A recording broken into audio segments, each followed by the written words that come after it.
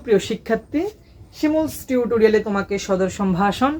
আজকে আমাদের আলোচনার বিষয় 2024 সালের নতুন কারিকুলাম অনুযায়ী নবম শ্রেণীর যে সাধারণ গণিত বইটি ছিল, বইয়ের অভিজ্ঞতা নং 1 অর্থাৎ প্রাত্যহিক জীবনের সেট অভিজ্ঞতার যে একক কাজগুলো আছে পাঠ্য বইয়ের, সেই একক কাজগুলোর সমস্যার সমাধান করার আজকে তৃতীয় পর্ব। যারা বিগত দুইটা পর্ব মিস করেছে তারা অবশ্যই দুইটা পর্ব দেখে আসবে। তো আজকের পর্বে আমরা 5 এবং 6 নম্বর একক কাজের সমস্যার সমাধান করব। তো বইয়ের 15 পৃষ্ঠায় যে একক কাজগুলো ছিল, আজকে সেই একক কাজগুলো সমাধান হবে। তো 5 নম্বরে যে একক কাজগুলো ছিল সেগুলো ছিল a = 0,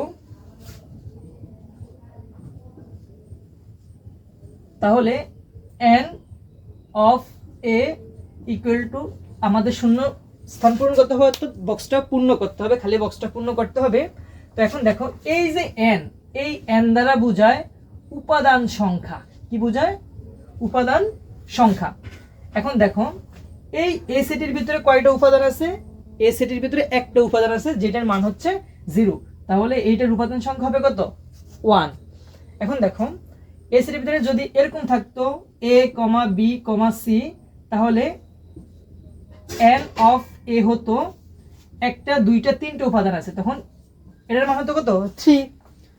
তো n দ্বারা বুঝে উপাদান সংখ্যা ভিতরে কয়টা উপাদান আছে। এরপরে যে সমস্যা ছিল a = এইটা দ্বারা বোঝায় ফাঁকা সেট। কি বোঝায়? ফাঁকা সেট। এইটা যে কথা, এটা একই কথা, দুইটা কি?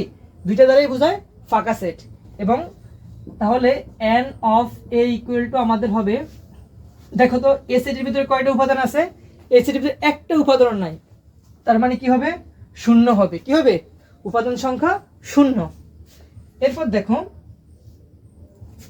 এই যে a = দেওয়া ছিল, যেটা নিয়ে অলরেডি আমি আগে আলোচনা করেছিলাম, a = a, b, c, সুতরাং n of a = দেখো একটা, দুইটা, তিনটা উপাদান। কয়টা উপাদান?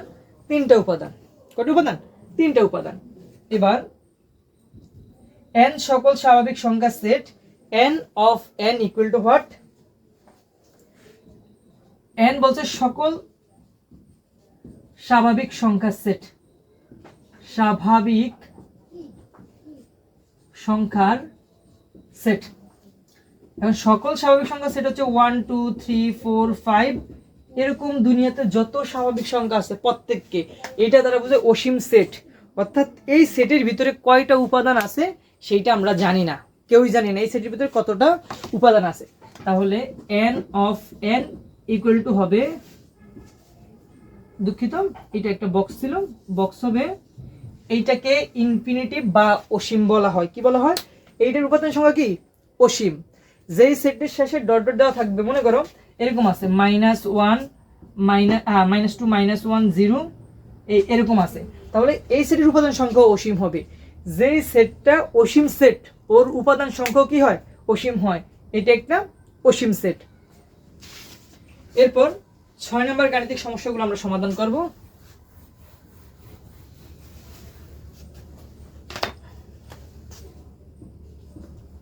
ছয় নম্বর গাণিতিক সমস্যা বলা ছিল a = 0, 1, 2, 3 হলে p of a নির্ণয় করো। এইটাকে পাওয়ার সেট বা শক্তি সেট বলা হয়।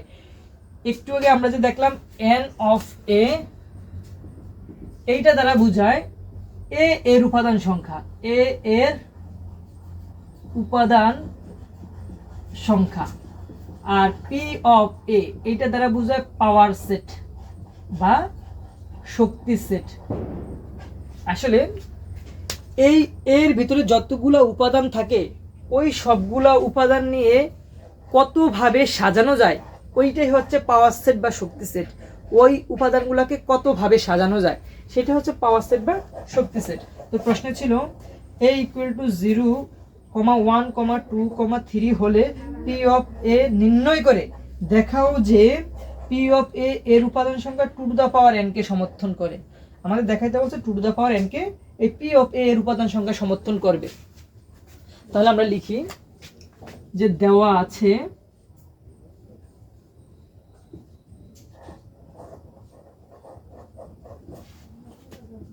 a equal to 0,1,2,3।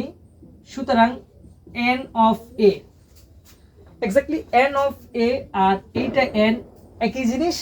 তাহলে এটার মান কত লিখতে পারি আমরা? এটার মান লিখতে পারি 4। কেন 4? দেখো, একটা, দুইটা, তিনটা, চারটা, কয়টা উপাদান আছে? চারটা উপাদান আছে, এই কারণে n এর মান কত? 4।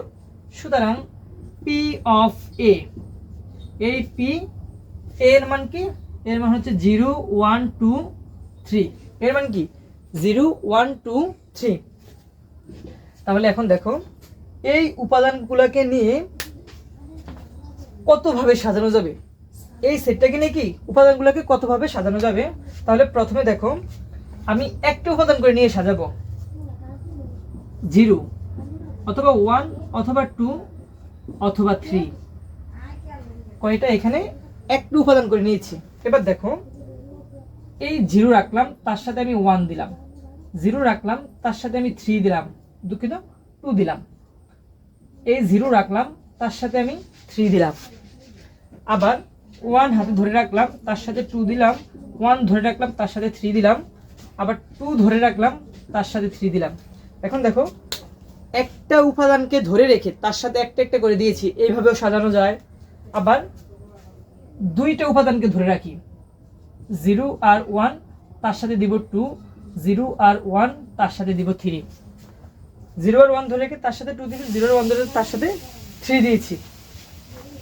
এবার দেখো, 1 আর 2, 1 আর 2 ধরে রেখে তার সাথে 3 দিলাম, আর 2 আর 3 ধরলে তার সাথে তো আর কাউকে দেওয়া যায় না, ঠিক না? তাহলে আমরা এই দুটাকে ধরে রাখছি এবং এই দুটাকে, কিন্তু এইটাকে আর এইটাকে ধরে রাখি নাই। তাহলে 0 আর 2 ধরে রাখলাম, তার সাথে 3 দিলাম। এখন দেখো, একটা উপাদান ধরে নিয়ে তার সাথে উপাদান দিয়েছি, দুইটা উপাদান ধরে নিয়েও তার সাথে উপাদান দিয়েছি। এবার আমরা তিনটা উপাদান ধরে নিয়ে তার সাথে উপাদান দিব, 0, 1, 2, এটা ধরে রাখলাম, 0, 1, 2, তার সাথে দিলাম কত? 3। এবার যদি তিনটা উপাদান ধরো 1, 2, 3 ধরলে, কিন্তু তার সাথে দিবা কাকে? এই কারণে আমাদের এখান পর্যন্ত স্টপ। এবং আমি কাউকে নাই রেখে একভাবে সাজানো যায়, যেটাকে আমরা ফাঁকা সেট বলি, এভাবে তো সাজানো যায়। আমি কাউকে রাখলাম না। তাহলে এখন দেখো, গণনা করো, 1, 2, 3, 4, 5, 6, 7, 8, 9, 10, 11, 12, 13, 14, 15, 16। কয়টা উপাদান এখানে? এখানে 16টা উপাদান, 16টি। সুতরাং P অফ A এর উপাদান সংখ্যা 16টি। কতটি? P অফ A এর উপাদান সংখ্যা 16টি। P অফ A এর উপাদান সংখ্যা কতটি? 16টি। যেটাকে আমরা লিখতে পারি 2 টু দ্য পাওয়ার 4। 16কে ভেঙে আমরা লিখতে পারি কি? 2 টু দ্য পাওয়ার 4। এবং 2 আর এই যে 4টা কত? 4 বলতে n বুঝি। কত বুঝি? n বুঝি। এখন দেখো 2 টু দ্য পাওয়ার n কে সমর্থন করে কিনা। আমাদের উত্তরটা 2 টু দ্য পাওয়ার n কে সমর্থন করে। তাহলে আমরা লিখব, সুতরাং P অফ A এর উপাদান সংখ্যা 2 টু দ্য পাওয়ার n কে সমর্থন করে। তো এই ছিল আজকের সমস্যার সমাধান। সম্পূর্ণ ভিডিওটা দেখার জন্য অনেক অনেক ধন্যবাদ। যারা আমার চ্যানেল নতুন, এখনো চ্যানেলটি সাবস্ক্রাইব করেনি, তারা অবশ্যই চ্যানেলটি সাবস্ক্রাইব করবে এবং পাশে থাকা বেল আইকনটি বাজিয়ে দিবে। তো নতুন কারিকুলামের সকল গণিতের সমস্যাগুলোর সমাধান দেখার জন্য আমার চ্যানেলটিকে ফলো রাখবে। ধন্যবাদ।